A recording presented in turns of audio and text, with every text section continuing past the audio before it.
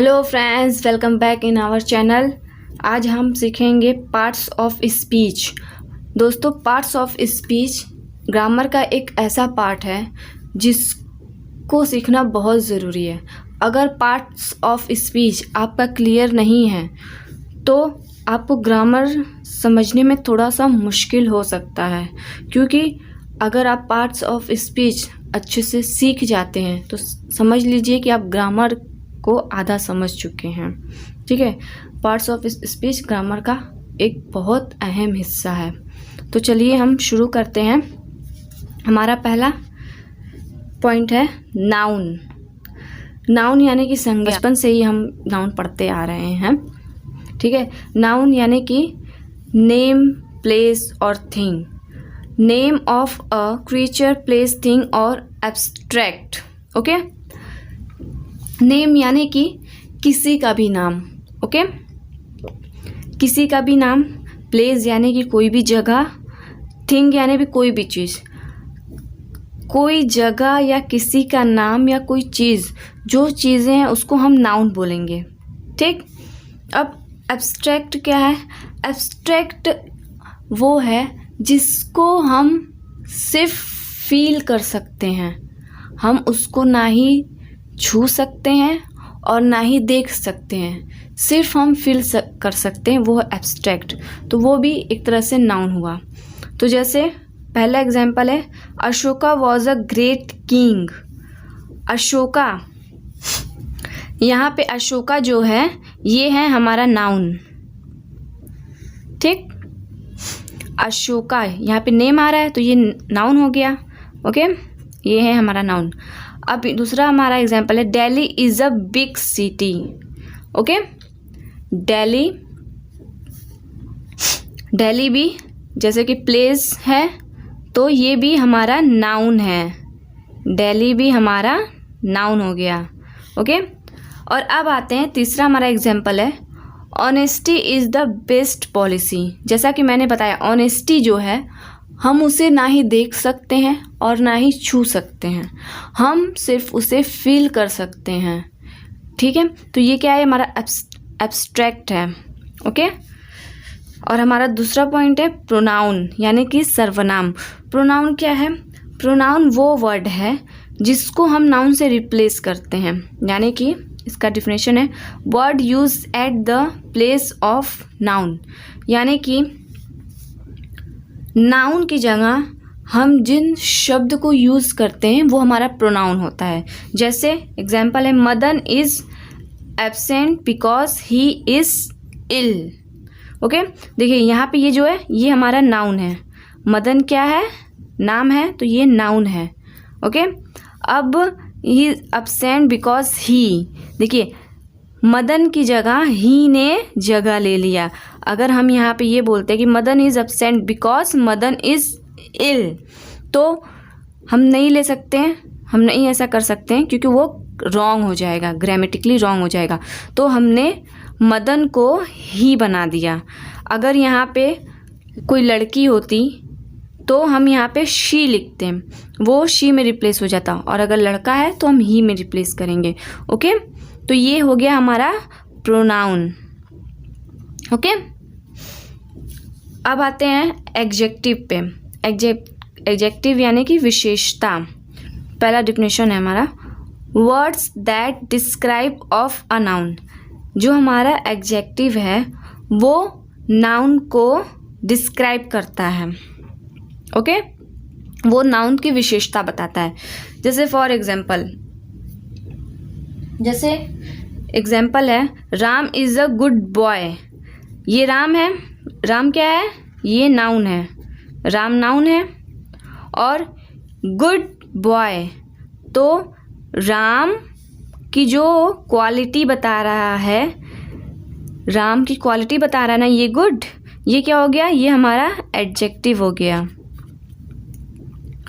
अगर केवल होता राम इज़ अ बॉय, ठीक, राम लड़का है, राम एक लड़का है, सिंपल सा, लेकिन ये राम की क्वालिटी भी बता रहा है कि Ram is a good boy.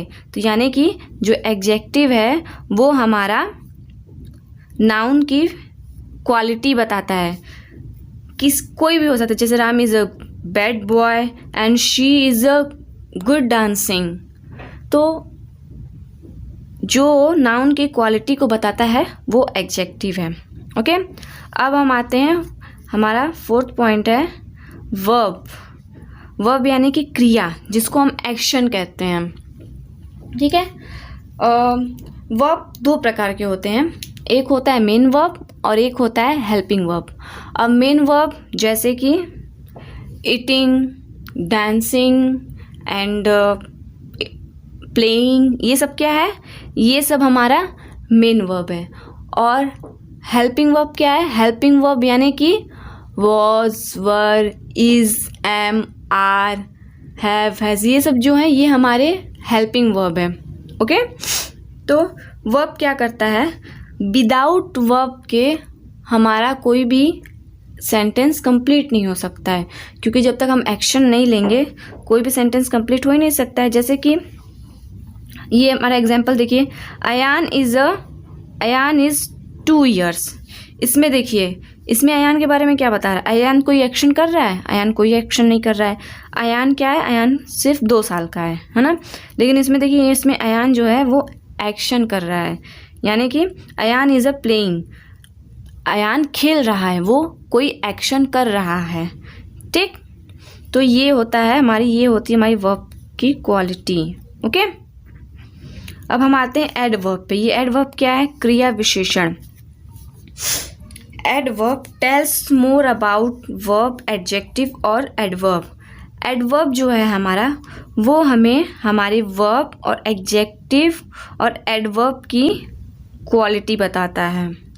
ठीक, जैसे कि ही रन्स, वह दौड़ता है। ठीक, बट अगर यहाँ पे आ जाए कि ही रन्स फास्ट, ये क्या बता रहा है, ये वर्ब की क्वालिटी बता रहा है। ये रन्स क्या है, ये हमारा वर्ब है। ठीक, ये रन्स है जो, ये हमारा वर्ब है। ओके, बट ये फास्ट जो है ये रन्स की क्वालिटी बता रहा है, तो ये क्या हुआ, ये हमारा एडवर्ब हुआ, एडवर्ब हुआ। ओके, अब आ जाते हैं इस पे, he runs very fast, he runs very fast. अब यहाँ पे ये देखिए, ये जो है ये वेरी लगा दिया हमने, तो ये वेरी हो गया एडवर्ब। ये रन्स वेरी फास्ट, ये वेरी एडवर्ब हो गया। ओके दोस्तों, हमारा 6 पॉइंट है प्रेपोजिशन, संबंध सूचक शब्द। Preposition, words that gives relation between subject and the body of sentence. इसका मतलब क्या हुआ कि जो वर्ड सब्जेक्ट और बॉडी सेंटेंस को एक दूसरे से जोड़ता है, वो क्या है, वो हमारा प्रेपोजिशन है।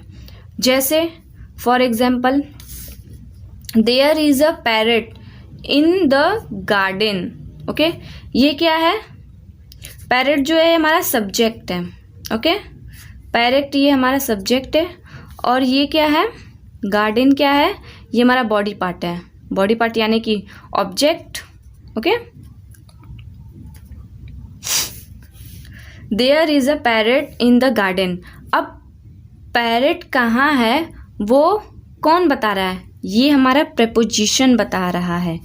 पैरेट जो है वो गार्डन में है। ओके, तो जो ये हमारा प्रेपोजिशन, ये इन जो है ये हमारा प्रेपोजिशन बता रहा है। प्रेपोजिशन पे मैं एक वीडियो बनाऊंगी, उससे आप ज़रूर देखिएगा, उससे आपका प्रेपोजिशन बिल्कुल भी क्लियर हो जाएगा। ओके, अब हम आते हैं हमारे कंजंक्शन पे, संयोजक। कंजंक्शन क्या है, words which join two sentence. Conjunction जैसे कि जो वर्ड्स 2 सेंटेंस को एक दूसरे से जोड़ता है, वो है हमारा कंजंक्शन। जैसे for example, Ram is a good boy, Ram is a good boy, और है Rahul is a good boy. Ram भी गुड बॉय है और राहुल भी गुड बॉय है। ठीक, लेकिन अगर हमें दोनों को एक साथ बोलना हो, हम ऐसे तो नहीं ना बोल सकते हैं Ram is a good boy, Rahul is a good boy. अगर हम दोनों को एक साथ बोलें तो कैसे बोलेंगे? Ram and Rahul are good boys. अब ये जो एंड है ये हमारा कंजंक्शन है, ये दो सेंटेंस को जोड़ रहा है एक दूसरे से। देखिए ये अलग अलग है, ठीक, ये दोनों अलग अलग है, लेकिन हमने क्या किया, इन दोनों को एक में ही बना दिया। तो ये एंड दोनों को जोड़ने का काम कर रहा है, तो ये हमारा कंजंक्शन। ओके, और अब हम आते हैं हमारे इंटरजेक्शन पे। Interjection, words which express sudden feeling और इमोशंस। जो वर्ड हमारे फीलिंग्स को एक्सप्रेस करता है उसे हम कहते हैं इंटरजेक्शन। मार्क भी बोलते हैं, जो ये है हमारा, इसे बोलते हैं एक्सक्लेमेशन मार्क। ये हमारे फीलिंग को एक्सपोज करता है, ठीक है। जैसे कि फॉर एग्जाम्पल इट्स अमेजिंग, जब हम बहुत सरप्राइज होते हैं तो हम बोलते हैं ना इट्स अमेजिंग, तो ये हमारे फीलिंग को एक्सप्रेस कर रहा है। ओके, वाओ, जब अंदर से कुछ लगता है कि ये फैंटेस्टिक है तो अपने आप मुंह से निकलता है वाओ, तो ये हमारी फीलिंग को एक्सप्रेस कर रहा है, वो है, ये है exclamation mark. Okay, that's great and so sad. जो चीज़ें हमारे अंदर से निकलती हैं, फीलिंग को एक्सप्रेस करती, वो है हमारा इंटरजेक्शन। और हमारा लास्ट आर्टिकल, हमारा लास्ट पॉइंट है पार्ट्स ऑफ स्पीच का आर्टिकल, जो कि है ए, एन और द आर्टिकल। इसके बारे में मैं आपको अपने अगले वीडियो में बताऊंगी, बिल्कुल भी डिटेल में। ओके, आज के लिए बस इतना ही। आई होप आप लोगों को ये लेसन समझ में आया होगा, और अगर फिर भी कोई भी कन्फ्यूज़न हो तो आप हमें कमेंट करके ज़रूर बताएं। आगे से मैं कोशिश करूँगी कि इससे भी बेटर मैं आपको समझा सकूँ। ओके फ्रेंड्स, तब तक के लिए bye bye, have a nice day and take care. और हाँ, अगर आपने मेरे चैनल को अभी तक सब्सक्राइब नहीं किया है तो प्लीज़ उसे सब्सक्राइब कर लें, ताकि अगर मैं अपना अगला वीडियो अपलोड्स करूँ तो उसकी नोटिफिकेशन आपको मिलती रहे। और गाइज़ प्लीज़ लाइक करना मत भूलिएगा।